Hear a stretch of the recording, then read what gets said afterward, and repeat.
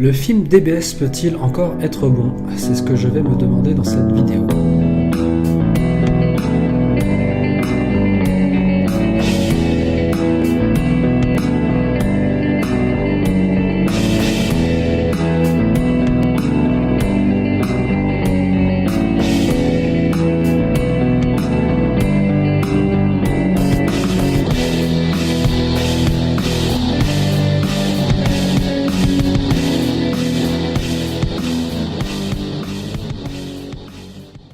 Vous n'êtes pas sans savoir qu'une nouvelle énorme dans le monde de Dragon Ball est sortie hier. On en sait plus sur le film Dragon Ball Super 2018.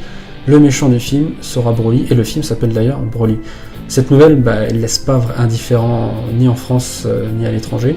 Aux États-Unis par exemple, je crois que c'est les États-Unis, Geekdom ne prend pas bien la nouvelle non plus, comme on peut le voir sur son Twitter. Mais en France, c'est pas disons que ça ne fait pas l'unanimité non plus.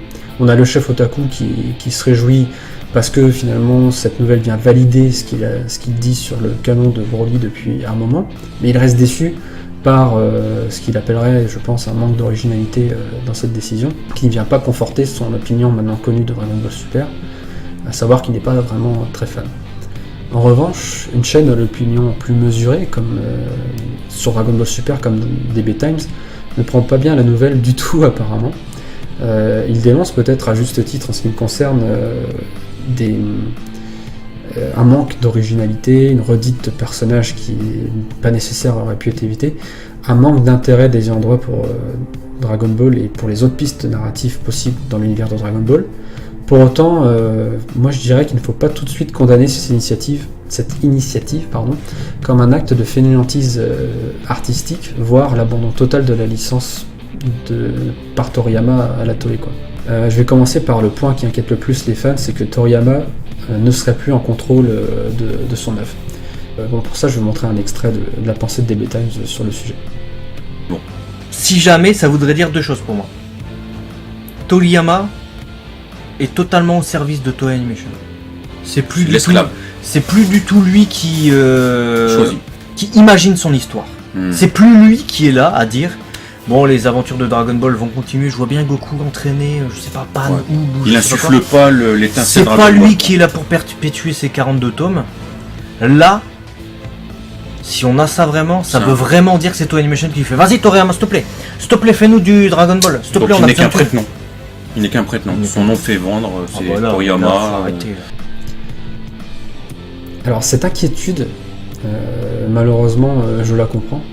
Et parfois même je la partage.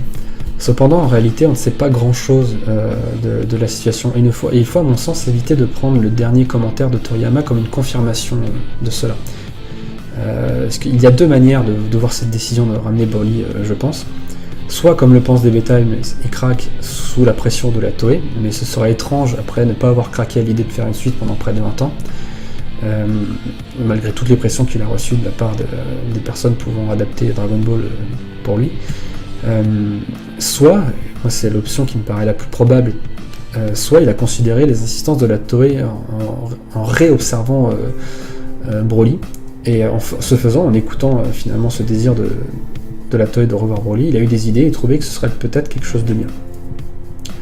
Et si c'est la deuxième solution, avouez que ça amène quand même de chouettes possibilités, je pense, on va en parler tout de suite.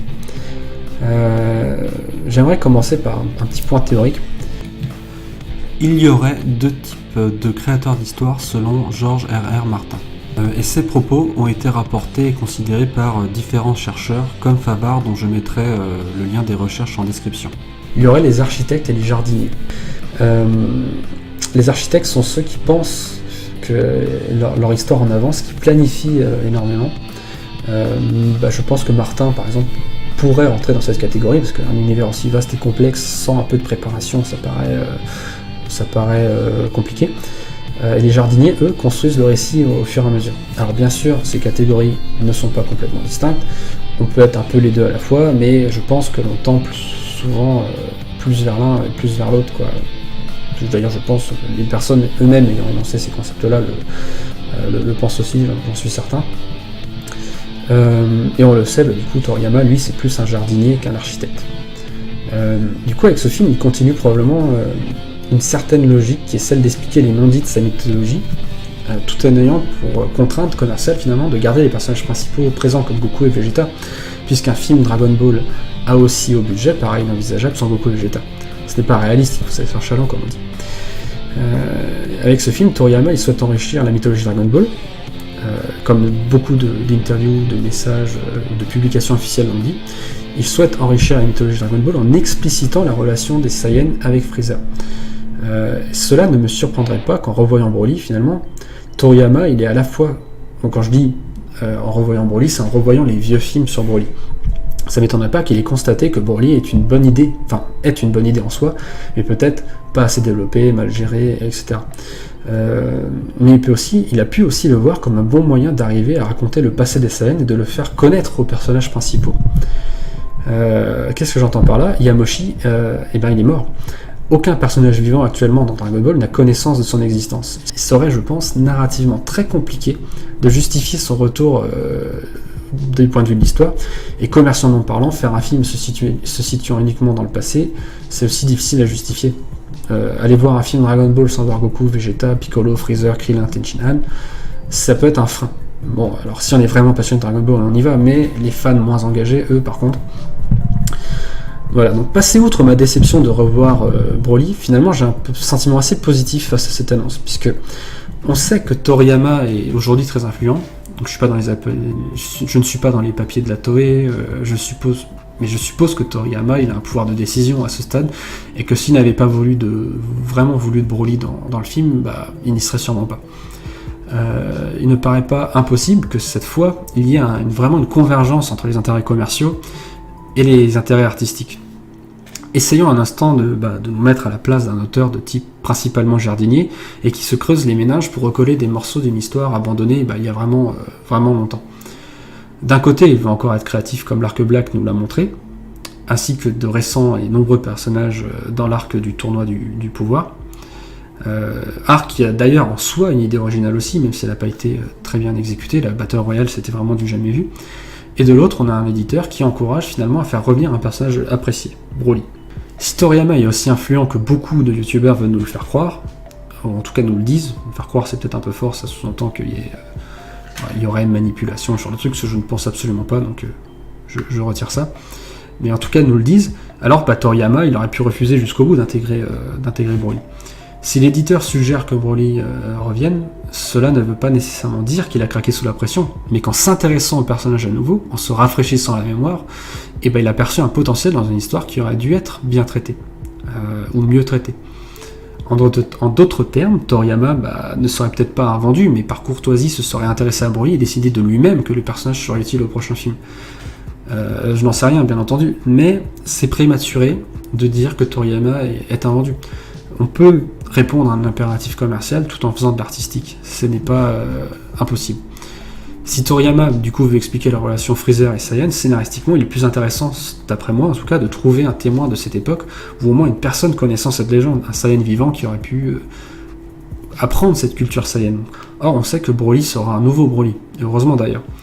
Du coup, je pense que ce film peut être très bon si Broly est en fait le narrateur d'un passé que Goku et Vegeta ignorent.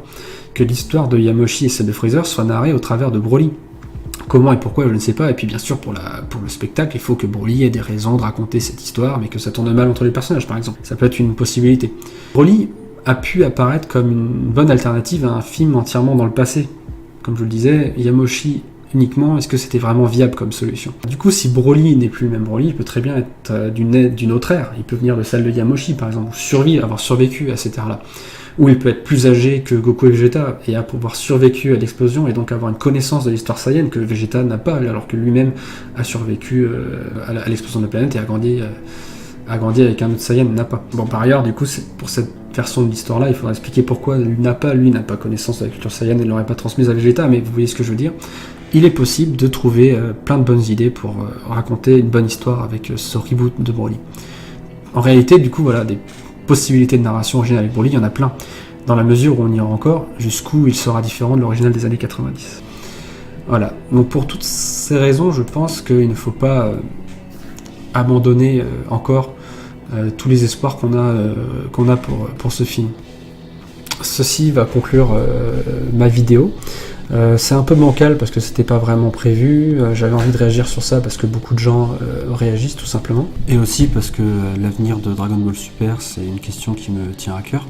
Sachez qu'une meilleure vidéo, mieux travaillée, se pointe à l'horizon, qui parlera du coup de Goku et sa représentation dans Dragon Ball Super.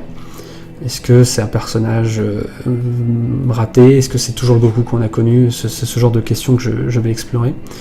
Et du coup, si mes pensées sur ce film de Dragon Ball Super vous ont plu et que vous voulez en savoir un peu plus,